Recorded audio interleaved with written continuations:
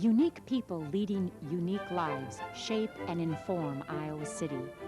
This community is enhanced by these women and men who live in our midst, working, teaching, creating. Welcome to a series of conversations with people who have stories to tell. Join my special guests and me, Ellen Buchanan, in a series of interviews called One of a Kind. Conversations with people who have stories to tell. Join my special guests and me, Ellen Buchanan, in a series of interviews called One of a Kind. Carol Spaziani is the well-known and well-respected Community Services Librarian and Audiovisual Coordinator at the Iowa City Public Library. With this demanding job, Carol oversees volunteers, adult programs, displays, publications, publicity, provides library services to groups, people with special needs, and AV services to the staff and public. During her library career, she helped establish jail service, the volunteer program, the local documents collection, the business service, the outreach program for nursing and retirement homes, and many other programs. But library work is only part of her story. Before her increased involvement with the library, she was volunteering in many areas. In the late 60s and 70s, she served on committees pushing everything from civil rights to educational reform. Carol was an active member in the League of Women Voters, working on important issues like housing, urban renewal. Her activities were numerous, and here are just a few of the highlights. She served as the president of the Hawkeye chapter of the Iowa Civil Liberties Union. She was president of the Lucas PTA and chair of the Johnson County Regional Planning Commission, the Community Mental Health Center, the Pilot Club, the Iowa City Johnson County Arts Council.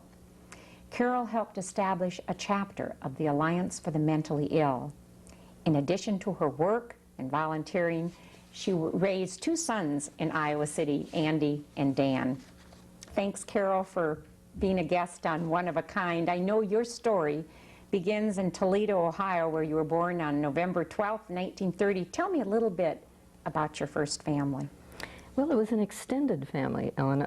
I lived with my mother's family, grandmother, a couple of aunts, a cousin, and it was wonderful to be a part of an extended family because in the Depression, people didn't have too many kids. It was too expensive, and so you were an only child. And as a part of an extended family, you never lacked for attention. The adults would always take you to movies and take you to lunch and listen to you talk as though you were an adult. And it really was wonderful. You didn't know that you were a poor kid at all because you had all this attention.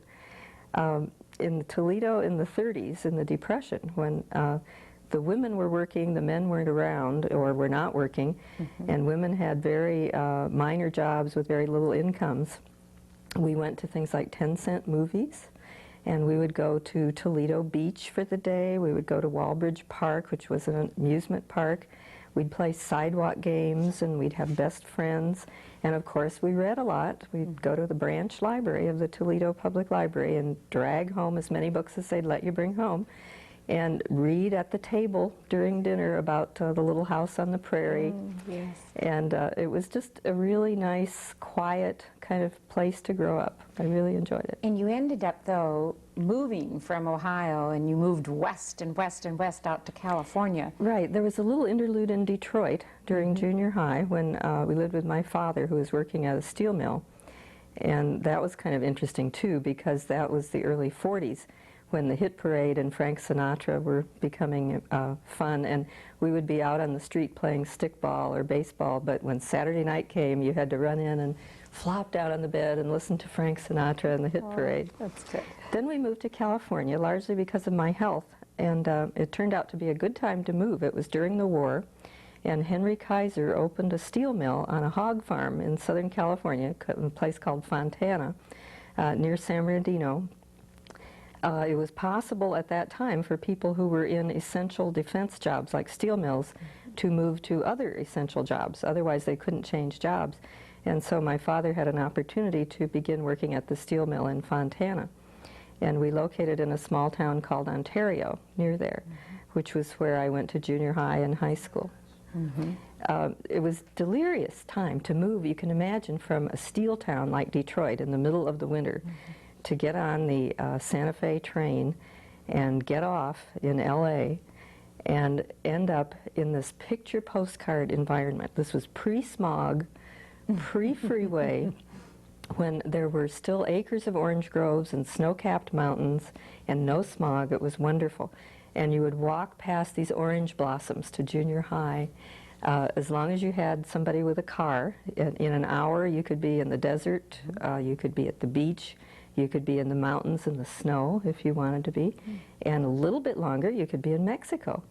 And you actually, again, thought you were a rich kid. I mean, you know, you didn't have to be rich to live a country club-like existence at that time.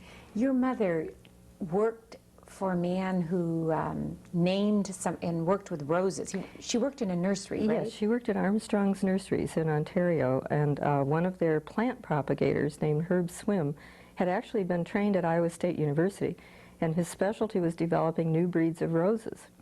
And so the employees would be given a chance to name the new roses in a contest, and that turned my mother on, and she was always winning these contests. So she actually named several of the important roses, like Peace and Helen Traubel. That's wonderful. Well, Carol, tell me, you had one connection. You were moved from Toledo to Detroit to California. You had one connection to the University of Iowa. Was it your uncle? Yes. I thought that, I never knew that. It was a real coincidence. It was not planned in any way, but his name was Forrest Ensign. He was a professor in the College of Education here, died in the early 60s. He was my mother's uncle, my grandfather's brother. And the three boys were born on a farm in Ohio, and Uncle Forrest came to Iowa to go to Cedar Falls Teachers College, which was then a teachers college, and live with a relative, and became a teacher all over Iowa in Council Bluffs. He was a high school principal in Council Bluffs, and I forget where else. Also City High. He was a principal of City High at one point, when it was still the old Central Junior High, and then got a job in the College of Education. And he built a house up on Bella Vista, the house that is now occupied by George Farrell. And we only met him a couple times. He would come with his family to Toledo when I was little. But at the time that my husband got a job here in Iowa City and we moved here, I did go to visit him just before his death. And it was very interesting to have that connection. Okay, tell me now, you were off to a junior college in California before you went to UCLA. California is interesting in that every high school district has a junior college connected with it. Totally tuition free, at least it was at that time. Who knows what's happening in California now. But it was a really good, cheap way to get your first 2 years of college, especially if your family wasn't very wealthy, which mine wasn't. My father was in the hospital at that time. And you could live at home and walk 4 blocks up the street and do your first 2 years of college free. So I thought, why not? So I did that. And that was an interesting time because the veterans were all returning from the war and coming back on G.I. Joe scholarships. And it was really interesting to have mature students, to just be a graduate of a high school and walk into a class with 30-year-old men who'd been off fighting the war. And it made the whole atmosphere much different and more mature than I think it would have normally been. So that was an interesting time. Were you interested in libraries at this time? Where did this love of libraries come from? It started, I guess, in my childhood, as everybody's love of libraries starts in their childhood, we're finding out. When I read The Little House on the Prairie and all those things as a child. But in high school, when you begin to look for part-time jobs, you often find one at the local Carnegie Library. And there was a Carnegie Library in Ontario, California that was willing to pay me 40 cents an hour to shelve books and magazines. And it was such a wonderful atmosphere. It's sort of, you'd come away from like a high-pressure day in class and with your friends and go into this kind of peaceful, quiet place and shelve magazines. And of course, libraries aren't like that now. We know they're not peaceful and quiet. They're real active. But at that time, it evoked memories of my childhood when I could go and find the interesting things to read that would broaden your horizon. And also at that time, we had to write a career paper on what we wanted to be when we grew up.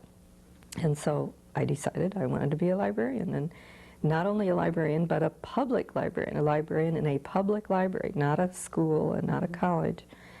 And sort of single-mindedly stayed on that track. all along. I never really changed my mind. What brought you to Iowa City? My husband at that time got a job here in what's now the biology department. At that time it was zoology. And so we left Southern California, spent a year in London when he was on a postdoc, and then came here and have been here ever since.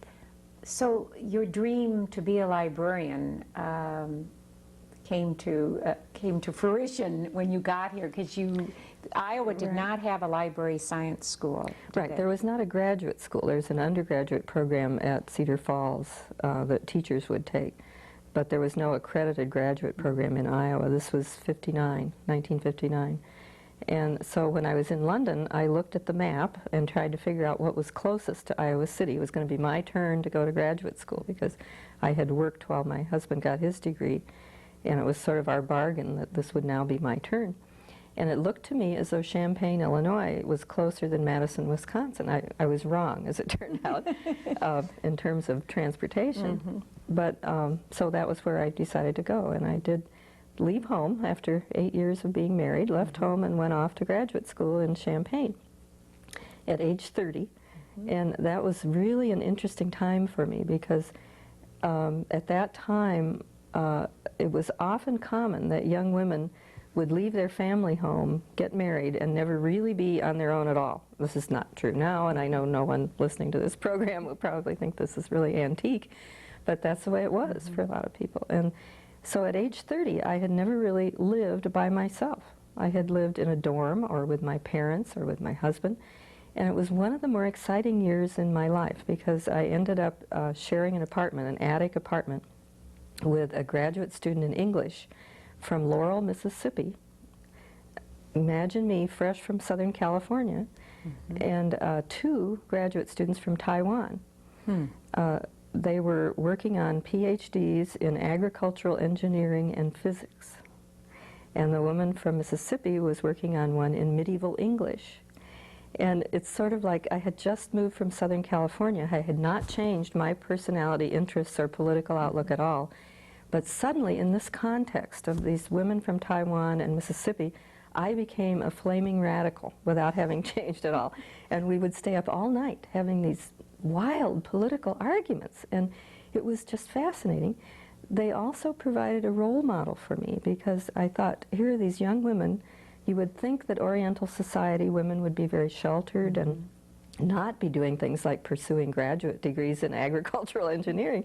And I thought, if these young women can do this, then women all throughout American society ought to be doing this too. And it was sort of the beginning of the stirring of the interest in feminism to spend that year talking with those women. Yeah, for me. And so you got your, how long were you in Champaign? Just a year. That was in 1959-60. It was before computers came to libraries, and so we didn't learn anything about that. But it was an interesting class. Some of the more interesting people in the library world were in that class. Bob Wedgeworth, a black man who later became the executive director of the American Library Association and is now the dean of Columbia Law School. Charles Bungay, who is a professor and dean at the University of Wisconsin Library School. Elaine Estes, who's the director of the Des Moines Public Library. Barbara Chernick, who's now the director of the Sioux City Public Library, was one of my roommates. And it was just a wild class. We spent all of our time standing in the hall talking and arguing and not really studying. It was one of the more interesting things. Oh, Carol, that was a wonderful year for you. Very good. Well, tell me, when you came back after that year, I know you were eyeing the library, but you really got involved in issues that, in this community. And I want to talk about those, their history and your part in them from the League. I know the League of Women Voters played an important part in your story. Right. The League is a great school for people just getting their feet wet in politics. And it was really my first chance to settle down and put down roots and become part of a community. Before, I'd just been studying or working in order to go someplace else. And now here was the someplace else. And I had been in a course at UCLA from a political science professor who inspired us all with our duty as a member of a democratic society to participate in politics and government. And I thought, here's a great chance to do it. It was time to start a family. I mean, everyone left college, got married, started a family, so that's what I did. And I had my first baby, and then came face to face with, what do? You don't stay home all the time with your baby or you'll go crazy. No. I mean, some people don't, but it was not easy for me. And I thought, this is a great chance to get involved with some organization that could show me how to get involved in politics. So I chose the League. And it turned out to be one of the better decisions I made. Because that was the early 60s, there were not a lot of women working full-time, and especially in Iowa City, where you would often follow a spouse here and then not have an opportunity to work. And so all of that talent and energy went into the League of Women Voters. And I met these great people, Maury Costantino, Minette Doder, Ann Fedderson, Patty Murray, let's see, who Lolly. else? Jean Lloyd Jones, Lolly Eggers. We started out on the reapportionment issue. That was going full swing, and that was Minette Doder's favorite issue, and she was working very hard, as was the State League, to try to get the state legislature reapportioned so it would reflect one man, one vote. It was heavily weighted to geography at that time and not population, and that's not democracy. And so the League was working really hard on that. And one of the things I learned, there was a campaign going. The League had taken its stand that the legislature ought to be reapportioned, and they had a little committee composed of Ada Stofflet, who was a longtime librarian at the University of Iowa Libraries. Many people will remember her. She did the slideshow. Patty Murray, whom some of you will know, did the talk, and I, as a newcomer, got to carry the slideshow and learn what they were doing. And so we made appointments to speak to all the Farm Bureau Township women's groups. And we would follow Peggy Houston, who many of you know, who is now involved in the University Extension. She was then the Extension Home Economist for Johnson County Extension Service. And it was her job to go to these Farm Bureau women groups and demonstrate a skill such as putting in a zipper or something. And then the League had gotten 10 minutes on the program to talk about reapportionment. So we followed Peggy Houston all over the county down the dirt roads and actually went and spoke to people about reapportionment. The Farm Bureau at that time had a position in opposition to reapportionment. So it was not a friendly group to go to. And it was a wonderful way to cut your teeth, to meet people who lived in Iowa all their lives and who had totally different viewpoints from you on most political issues, and to find out what Iowa was really like, and it was really interesting. And you worked also, I know, in urban renewal, Right. and fair housing.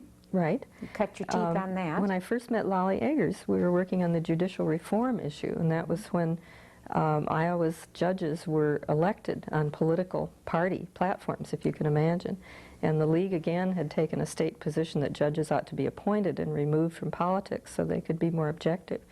And so I worked with Margaret Houston and Ann Fedderson on that. And again, we would go out and speak to groups about the necessity for approving that amendment to the state constitution.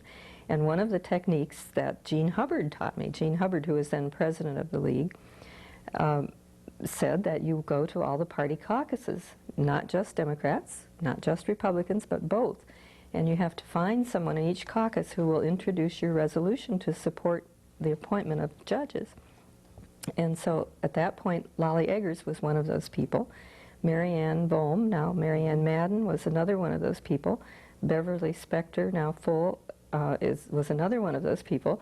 So through that, trying to find a network of people in each precinct to introduce this, I met lots of interesting people.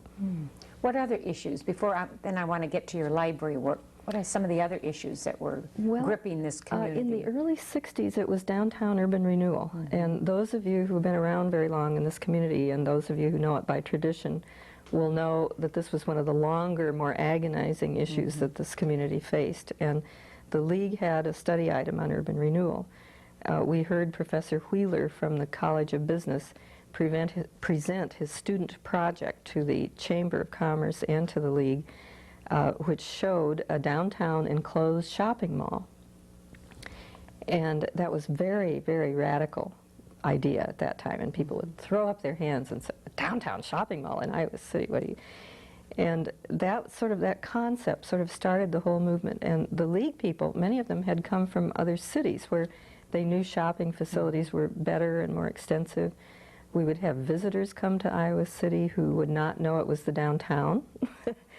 There was no place to sit down. You couldn't buy navy blue socks in the winter. They were only available in the summer. And many of us had this motivation that it was time to do something about this. Well, Carol, how did you ever get time or find time to get a job at the public library? I want to talk now about this part of your story. Right. I didn't for some time. While my children were young and growing up, I spent most of the time working on these various causes. Sally Helm was then the librarian of the Iowa City Public Library, and I wasn't interested in working at the university library for reasons I've stated earlier. And Sally, at that time, there weren't many librarians in town because there was no library school here. Now we have many librarians in town, some unemployed who would love those jobs, but at that time it was hard to lure a librarian with a master's degree from another community to move to Iowa City. And so Sally Helm kept calling me every year or so saying, "Wouldn't you like to come back to work?" And I had met her through the league, and she knew that I had a library degree. And I kept saying, "Well, I'm not quite ready yet."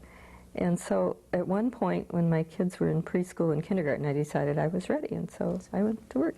And then it was so easy. Now it's very hard to get jobs. They're very competitive, a much different economic climate. But then if you had the right training at the right time, there were plenty of jobs. And I never had to do a resume or apply to lots of places. I mean, people today would kill for those kinds of 300 opportunities. applicants for your job. Right. Well, so much of your job you've kind of created. I mean, all these wonderful programs. Well, the library at that time was small. It was in the old Carnegie building across the street, and had not had the Iowa City hadn't had the population growth that it's had in the last 2 decades. It was kind of a quiet little backwater. I'm not sure too many people knew what went on behind those pillars, that it was a library that they could use. It didn't have a copy machine, didn't have paperback books. There were all kinds of things that it didn't have. And right about the time that I went to work there, the director of the library resigned and left. A new librarian was brought in, Mary Croteau. Lolly Eggers was hired. The library school here had just started, and Lolly was a graduate of its first graduating class. And she was a practicum student at our library. And after her practicum was hired at that library, and several other people came to work there right at that time. Rose Lachey, Jim Lachey's wife, was a reference librarian who had gotten her training at Rutgers. And right about that time, Judy Kelly and Jeanette Carter and Joan Tucker all started to work there. And it's sort of like we all sparked on each other and said, here's this wonderful opportunity to bring an information resource alive for the citizens of Iowa City. And things just started to happen. The first information desk was staffed. When Rose first started to work there, Rose Lachey, she would go down in the basement and catalog, and if a reference question came in, she would run upstairs and answer it and run back down and catalog. We actually established an information desk, and it was just sort of, serendipity that a lot of things happened right about that time.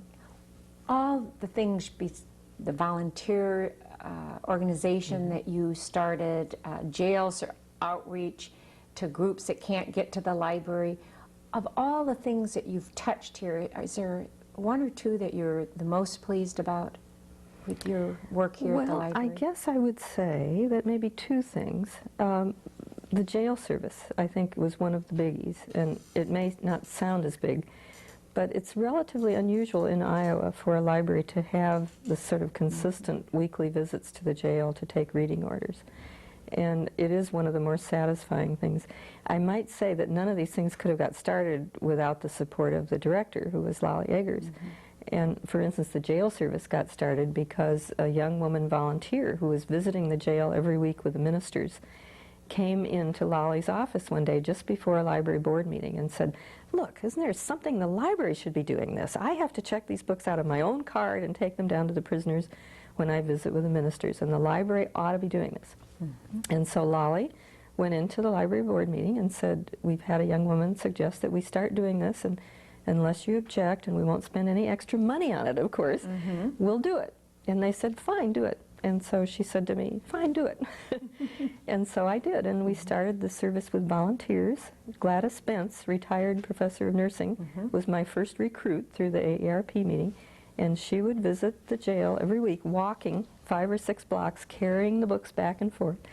And because she was utterly credible to the jail management as a retired nursing professor, we established some credibility with the sheriff's department.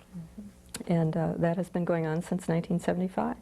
So the jail service, and what's the other thing you said you're the most? Well, I think the other thing is some consideration that although most people in Iowa City use the library, I mean, we're fond of citing our statistics about how 80% of the community have library cards, and they do. It doesn't mean that everybody in town can come to the library and use it. And it's easy to lose sight of that when you're in a very busy situation where you see nothing but crowds coming in every day. And so I sort of like to think that over the years I've kind of tried to raise the consciousness of the rest of the staff that there are pockets of people in nursing homes and in jails and in treatment programs and in retirement housing situations who can't get here and maybe are not used to using libraries, and that maybe this is a time in their lives when use of library resources could make a big difference in their life. And that while it is a time-intensive thing to do and a one-on-one kind of service, that it's worthwhile doing even in a town with a busy usership. So I guess I like to think that hanging on to that idea, even though we haven't developed it as much as we should for various budget constraint reasons, was a fairly important thing to do. What have been the biggest challenges for you? In the library? Yes, as a community services the biggest director. challenge? Well, I guess I would say the face-to-face work at the jail is one of the more interesting things, because people who are in jail, many of them tend not to have been regular library users, and they have very atypical needs, questions and requests for magazines that we would never get here at the information desk. And so I was always finding out about resources that no one at the library knew about, like Black Street literature, for instance, where you buy certain books that are bought on newsstands in Detroit and no place else, and certain magazines that the library would never have thought of subscribing to were constantly being requested at the jail. And it was a great challenge to try to meet the reading needs of the people at the jail in the context of a library that maybe no one's ever asked for those things here. And so how do you provide them, and how do you find those resources? So I think that was a very big challenge. Well, that's interesting, because you've obviously made a difference in their lives. Now I'm going to ask you, who's made a difference in your life? Who's kind of helped you grow? Yeah, I've been thinking about that a lot, and I think one of the first people was a young man that I met in high school who introduced me to the idea that kids in high school could actually have conversations about things like evolution. I mean, you know, it never occurred to me to think about ideas in high school. It's sort of like you were decorating for the prom, or, you know, trying to make your hair stay curly in the fog, and all these weird things. And it just never occurred to me that there were ideas like that out there that you could actually discuss with other high school kids. And so we would have these long conversations in the car, instead of necking, you know, which people did then in the back seat. We would discuss evolution. And it was just one of the more interesting people I've ever met in my life, and I have no idea where he is now. He never comes to high school reunions. Another influential person was this political science professor at UCLA who taught us that we needed to participate in a democracy, and got me started during the first Adlai-Stevenson campaign, knocking on doors and asking for dollars for Democrats, which was something new for me too. But I do have a little silver Adlai-Stevenson shoe with a hole in the sole as a memento of that period. Another person I think has to be my ex-husband, Gene Spaziani, to whom I was married for 30 years, and who is an extremely intellectually curious person and interested in many of those same issues, and always someone that you could talk to about ideas. I'm trying to think. It has to be Lolly Eggers, because of her leadership and professional leadership in this library, and giving me the support to do the things I was interested in doing, such as outreach service and service to special populations. Well, you've been very lucky along the way, having these Right. special people. There's a wonderful quote. I don't have much time, but I want you to comment just briefly on this. I read that you had stated, quote, "I see the public library as the last bastion of the generalists. I love the idea of knowing a little bit about a lot of things." That's a wonderful quote, Carol. Is that what drew you It to is, library business? yeah, and you know, it might have been just an excuse for my not wanting to put out the effort to be a specialist, but also it's just, I think what makes life interesting is to be able to be interested in a lot of different things, in art, in literature, in politics, and what's going on in the world. I was not very technologically inclined, and I have found over the years that the entire library world has totally changed, because in order to manage all that information, you've got to use technology. And it's not easy for me to master that. It has been a total revolution in the library world. But I think the people who are mastering it still have to remain generalists in the public library, because people can walk up to that desk and ask you any question on anything in the universe. And if you don't at least know the first place to go to start to look it up, you're in trouble. And you know, the technology can help you and support you in doing that if you know how to master it. But it doesn't give you the broad humanities background that you need in order to function at a desk like that. I know you love to travel, and that'll have to wait for another interview with you. And my last comment was, I know in the 80s you were dealing with, besides working at the library and doing other volunteer work, you were dealing with some pretty major issues. Your mother was ill, you had illness in your family, and you went through a divorce. Did you have some good support from people in the community, or you found out that you were pretty strong yourself? Yeah, one of the things you learn when that happens, 3 of those major life changes occur in 3 years, and the first one comes along and you think you're going to die, you know, and you don't. And the second one comes along and you know you're going to die, you know, and you don't. And by the time the third one comes along, you're just in there punching, you know, and you're high on your adrenaline and you're meeting all these challenges, and you begin to think, well, gee, you know, I must be reasonably strong or I would be dead, and you're not. So that was good, but also because of friends that you meet and support structures that you develop. For instance, mental illness became a very big issue to me in the 80s because of mental illness in my family, both my father and another member of my family. And suddenly being faced with having to deal with all those issues and learning that mental illness is an issue people don't talk about very much. It's a closet issue. And so I had an occasion through a program sponsored by the Mental Health Center to meet families of other mental patients and find that many of them were people I had known for 20 years in various activities in Iowa City, had not known they had mental illness in the family. Likewise, they had not known that I did. And it was just a wonderful, liberating experience to find that they'd been battling this same thing. So we all decided to form a local chapter of the Alliance for the Mentally Ill, which is a very rapidly growing organization, for the reason I stated, that people are coming out of the closet about this, and they're talking about it and lobbying for better research and lobbying for better systems of service to support people who have to struggle with this illness all their lives. And so that's become a very big issue for me in the 80s and 90s. Well, Carol, I wish we had more time, but we don't, and thank you so much for being a guest today on One of a Kind. Thank you for having me. My guest on One of a Kind has been Carol Spaziani, the Community Services and Audiovisual Coordinator at the Iowa City Public Library. In serving the public, dedication, commitment, vision, tenaciousness, inclusiveness, and compassion have been her hallmarks. In the 60s and 70s, Carol served on committees pushing everything from civil rights to educational reform. While rearing her 2 sons, she chaired the Urban Renewal Committee working to revamp downtown Iowa City, served as president of the Lucas PTA, board member of the Community Mental Health Center, board member of the Johnson County Planning and Zoning Commission, and much more.